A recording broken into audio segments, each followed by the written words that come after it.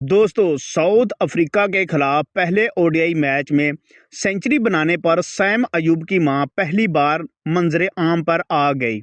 Sam Ayub की मां ने इंटरव्यू में सैम अयूब के बारे में क्या कहा, वो भी आपको बताएंगे। पहले आपसे गुजारिश है, वीडियो को लाइक और चैनल को सब्सक्राइब कर दें। दोस्तों, सैम अयूब ने साउथ अफ्रीका के खिलाफ पहले मैच में शानदार सेंचुरी बनाई। सैम अयूब 109 रन्स बनाकर आउट हुए और पाकिस्तान की जीत में अहम किरदार अदा किया। दोस्तों, सैम अयूब की शानदार बैटिंग को देखकर अंपायर भी सैम अयूब को दाद देते रहे।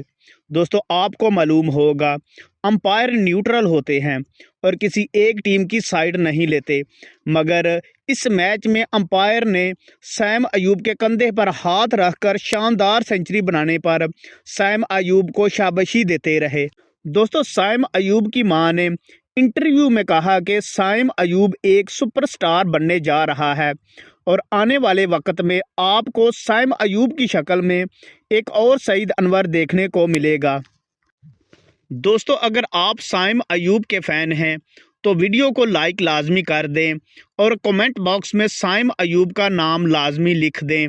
मिलते हैं अगली वीडियो में। अल्लाह हाफिज़।